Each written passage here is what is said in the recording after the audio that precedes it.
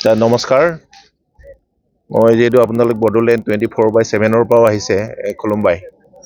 এতিয়া আজি আমি 26 সংখ্যক মিচিংসকলৰ অন্যতম জনগোষ্ঠী বংশাৱলী মিলিসকলৰ এটা সংগঠন আছে, তাকাম মিলি অপেন কাবাং অল মিলি ক্লেন ছ'চাইটি।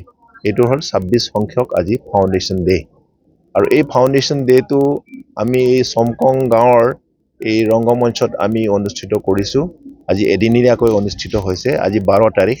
গতিকে ইয়াত আমি এটা অনুভূতি পাইছোঁ, আমাৰ অনুভৱ হৈছে যে ইয়াৰ স্থানীয় লোকসকলেও আমাক যথেষ্ট সহযোগ কৰিছে।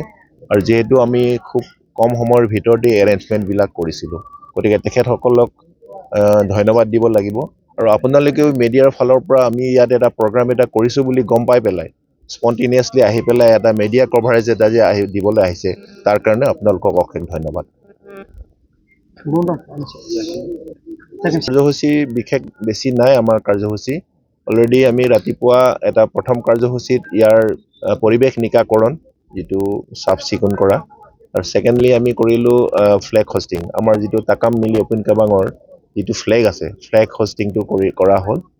আৰু ফ্লেগ হোষ্টিঙৰ পাছতে আমি এটা শ্ৰদ্ধাঞ্জলি অনুষ্ঠান পাতিলোঁ। যিসকল আমাৰ মৃতকৰ আত্মা আছে তেখেতসকলৰ শান্তিৰ কাৰণে এটা শ্ৰদ্ধাঞ্জলি অনুষ্ঠান পাতিলোঁ।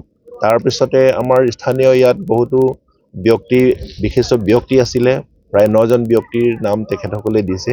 আৰু 9জন ব্যক্তিৰ নামত তেখেতসকলৰ পৰিয়ালবৰ্গই একোটা নাহৰ গছ আমাক দিছে ৰোপণ কৰিবৰ কাৰণে।